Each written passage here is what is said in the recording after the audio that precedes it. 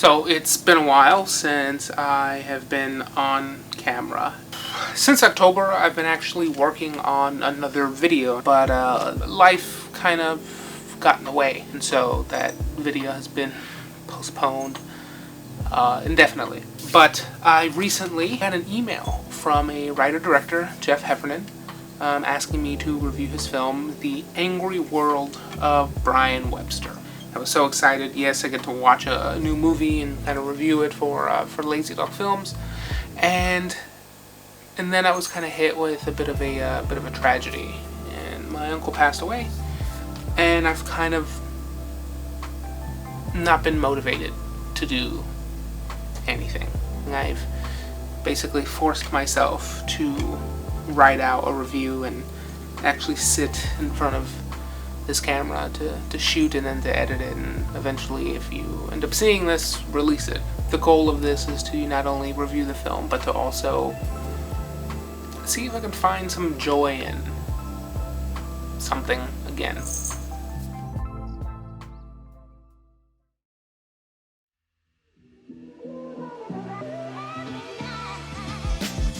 When people actually send me screeners on LazyDogFilms.net, I don't like to look at the synopsis or look at the trailer, but I do like to see the genre of the film, and from there I get to sort of jump in cold. Love doing that. Love not knowing exactly what I'm watching. So I sit down and I start watching The Angry World of Brian Webster, and this film has absolutely no idea what it wants to be. None whatsoever.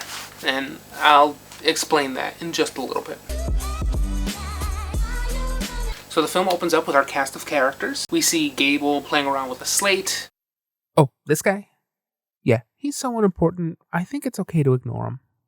We see Morgan sexually harassing a female crew member, which is a defining characteristic of Morgan. Freddy is asking his girlfriend to go topless, and by asking, I mean he is all but forcibly removing the shirt from her body. And we finally meet Brian, who is sitting in the middle of all this chaos with a voiceover stating that he really doesn't know what he's doing. It was at this moment I realized I had no idea what I was doing. Lashes out, and then we cut to 11 months into the future. We really don't know what happened on that film set, but we can kind of infer that nothing went okay.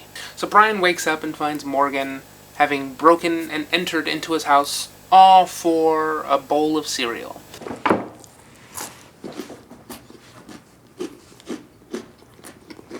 Now, after Morgan shamelessly tells Brian that he wants to have sex with his 19-year-old, probably, sister? Sup, Jenny? I see the freshman 15 is treating you extremely well. Brian leaves and heads to his job, who has called him on his day off. Not even supposed to be here today. So now the thing with Brian's sister is that every single one of his friends wants to fuck his sister, which I wouldn't have a problem with it if it didn't make it seem like the character was 19 and all of his friends are dead near 30. And the way they talk about her almost feels like they've been pining after her since she was a teenager. And that's problematic, and I don't have to explain why that is. Has that ass gotten even bigger since you went away to school? Jesus. Excuse me, why are we touching? Come on, you know you like it. Ugh, get off of me, you fat pig! You're weakening, Jenny. Not for nothing, but one of these days me and your sister are gonna finally deal with all the sexual tension we got floating around between us. Why is every friend you have a pervert? So Brian gets the boot from his job and goes to his girlfriend's house, whom he finds in bed with another man. Lisa, the main female character of the film, looks stunned and shocked, almost like she didn't expect her boyfriend to show up. The reason why is because she tried to break up with him via a handwritten letter, but forgot to mail it. You're a writer, I figured you'd appreciate the irony. Now, Brian doesn't seem to get the support that he needs from his friends, with Freddy basically telling him, yeah, I kind of saw that coming years ago. Now, I kind of want to stop right here and discuss Freddy's introduction into the film. Unemployed, Freddy is awoken to the sound of Mormons. He comes downstairs, and to get them to go away, he says he's bisexual. When it comes to sexual exploration, I like to keep my options and my asshole as open as possible. I mean, this guy knows what I'm talking about, right? It's the closest thing we get to clever in the entire film, and mind you, it is not that clever. But the issue stems from this scene being kinda homophobic. And by kinda, I mean pretty much homophobic. The scene ends like this. Alright, look, you know what, gentlemen, time is money here, so if you ain't talking dollars, I'm gonna have to ask you to take this one on the road, okay? See you later. Damn, Fruit Loop took my Bible. Yeah. This is the type of homophobic joke you see in 80s films or 90s films, not in films made within the past 5 years, let alone the last 10 years. Great job. Now, Freddy suspects his friend Beck to have sent these Mormons, so he gives him a call, and what do you know? Beck is actually in a bar, and it's bustling. Mind you, it's still 10 a.m. The time has not changed. Beck informs Freddy that he needs to embrace religion and to grow as a human being, which is kind of weird from someone who is drinking at a bar trying to get laid at 10 a.m. Also, the idea of becoming a better human is present throughout the film, but the idea of getting there through religion is not. It kind of falls flat here and I think is played for a joke. Alright, good luck with that Jesus thing, alright? Yeah. Now, the rest of the film is kind of dry. Nothing really happens of note. Matter of fact, all of the subplots have no bearing on the actual main plot of the film, and all of the subplots don't really go anywhere either. Now, our main character, Brian, is actually watching the dailies of the film that he shot 11 months prior and starts to reminisce about his relationship with Lisa. And they're not good. For a film that hinges on Brian and Lisa's relationship to kind of come back together, there is not one flashback that shows either of them happy. To be frank, Brian's a real douche nugget. Every single flashback, and I kid you not, every single flashback, Brian is a complete asshole to his girlfriend or to his friends. And that doesn't change in the present time where he is a complete douche nozzle to everyone around him, no matter the circumstances. Like, for example, in one flashback, Lisa's upset that Brian's friend Morgan asked her for a blowjob. Brian is completely unfazed, and he's like, you said no. Everything is gonna be fine. Your asshole friend Morgan asked me if I would blow him. Well, he gets that way when he's tipsy. I told you that. Said he could get a little over-friendly. Well, I put asking for a blowjob in the over-friendly category. I don't think it will be, my dude. I feel like that character is written specifically to be an asshole because they wanted tension between Brian and Lisa, and the only way to get there is from contrivacy.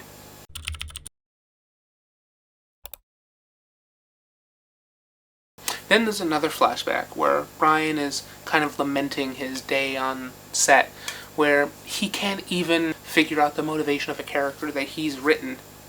He expresses that to Lisa, and Lisa responds with, I'm sorry. You know, movies aren't really my strength. What'd you ask me about my day for? like if you're complaining to someone and you tell them exactly what's happening in your day, and that person says, well, I really don't understand where you're coming from, or I really don't understand, like, the position that you're in, your first instinct shouldn't be, wow, fuck off. Like, excuse me, this is supposed to be the hero of the film. Yes, we are supposed to see our hero here, right? You see him gradually moving his way up, up, and up, and up, and up. The issue is that this character doesn't do that. He doesn't have a gradual change to be a better person. But I'll explain that in a little bit. Oh, so the point of this verbal exchange was? Nothing. Now, Lisa isn't without fault either. There's another flashback where she's reading a script that Brian wrote, and she seems to be frustrated at the fact that he's written a monster movie. Now, granted, his script probably sucks because he sucks as a person, but I really don't understand why she's upset that he compared the film to American Werewolf in London with 16 candles and doesn't really understand everything. Though quite honestly, she might be the movie subreddit in human form. I mean, it's got Dracula making a bet with the Gillman about how many chicks he can turn into vampires before prom. Where would the Gillman even get the money to cover the bet? Well, no, I mean, you're reading way too far into this. I mean, that's... Please. Now, in present day, in an attempt to actually get back into filmmaking, Brian decides he wants to write the next great script, to which Freddy basically tells him, you suck, and the last time you tried to do this, you kind of fell flat on your ass. And then he wants to prove Freddy wrong in a really weird montage. So you don't think I can write, do you, Freddy?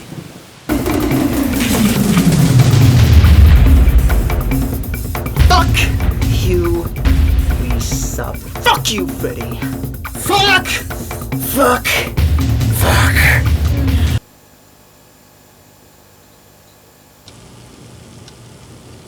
Like, I get the inspiration. This feels like Apocalypse Now.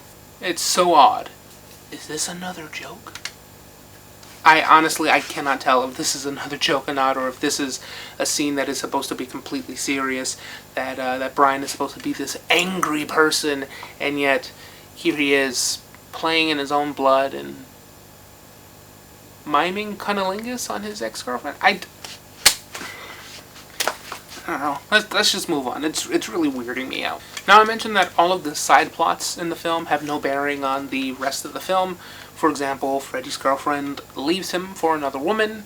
Morgan probably gets a DUI, but that's more headcanon than anything else. And Brian's brother's marriage is basically in the roughest spot it has ever been, ever. Have you seen my wedding ring around? And for what reason? I honestly don't know. Now, Lisa has been pining over Brian, and in an attempt to get him back, she sits down with Freddy to basically say that she still cares for him. Which is kind of odd, considering that we have not seen any scene between Brian and Lisa that would warrant her to pine over him in such a manner. Constantly arguing and bickering, even in flashbacks and present day, and her sentiment just comes off completely false. But Lisa's pining doesn't actually stop there. A little bit after that scene with Freddy, she meets up with Brian to express how she feels about him, and that scene ends in an argument. And it just ends. There is no resolution to that scene, there's no conclusion. There really is no point to that scene other than for two reasons. One, for Brian to call her stupid for smoking, and two, to say that he couldn't get an erection unless he thought about her getting tortured in the worst possible ways. I hated you so much that for weeks, the only way I could manage to get an erection was to think of you being tortured in the worst possible way. So Brian and Freddy have a falling out, Brian and his brother have a falling out, and throughout the film, Brian is constantly saying that he wants to not be an angry person anymore, that he wants to let go. And at every single point he gets the advice he needs, or needs to hear, he completely lashes out and is a complete dickhole to everyone, every single time. It's without fail, and it happens about 40 minutes into the movie, an hour into the movie, and about an hour and 20 minutes into the movie, and the movie's only an hour and 45 minutes long. I mean, all I do know is that I'm tired and pissed off. And no matter how hard I try to change that, I just can't get it right. It's like I can feel myself becoming more and more of a miserable bastard. I mean, I don't want to be that guy. Broke, depressed, consumed with anger. So how do you cope? You're looking at it. Wait, this is it? You come out here? Yeah. That's all you got from me? You're such a condescending little prick.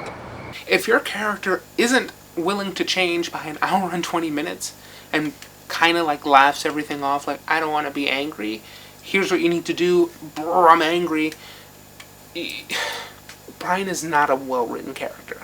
While watching some of the dailies from his film, he gets an epiphany. He begins to write the next great script. And by the end of the film, he forgives his friends and his ex-girlfriend, and eventually they get back together again, I guess? Wait, what? You're telling me that this person who has not made any progress to make any changes to better himself, to become less angry, has suddenly, on the drop of a dime, decided to become a better person because he wrote a great script? Okay, look, I know we all have different ways to therapize. That's not a real word.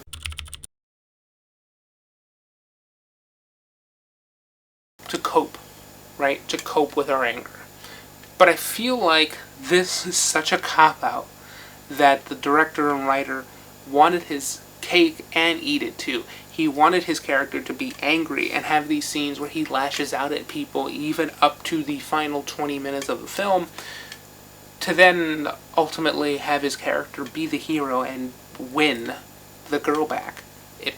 It makes absolutely no sense.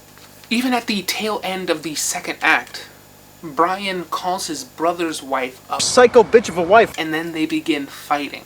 Like, at the end of the second act, we're supposed to be getting ready for this character to change. And while Brian is asking for advice from his brother about what to do, Brian lashes out again. And mind you, this is like 20 to 30 minutes before the film ends. Now, Lisa isn't a well-written character either. I feel like she is a female character written with such broad strokes that she ultimately becomes a caricature, which is why I find it so ironic that she says this. I do have to give you props on one thing, though. You did finally manage to write a somewhat believable female character.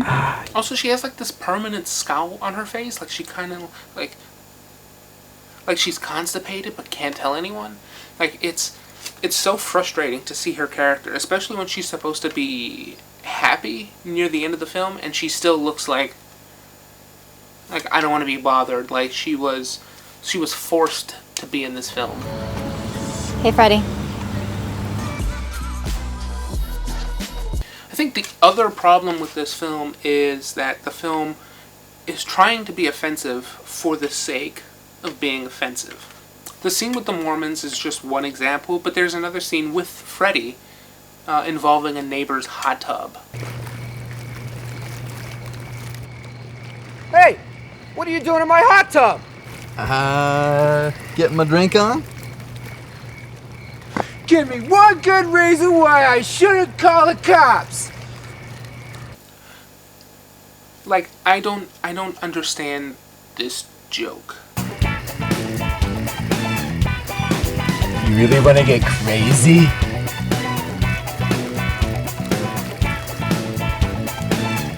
Is it a joke? Is the joke that he's gay? Haha, let's all point and laugh at the funny gay man because he's gay, because he likes other men. Haha. Like, that's the joke? That's the joke we're going with? Also, Oscar-worthy performance of that neighbor who says his lines 3 different ways, progressively getting more stereotypically gay. Hey! What are you doing in my hot tub? Give me one good reason why I shouldn't call the cops! You really want to get crazy? Bravo. Bravo. So one person uses the R word as an insult.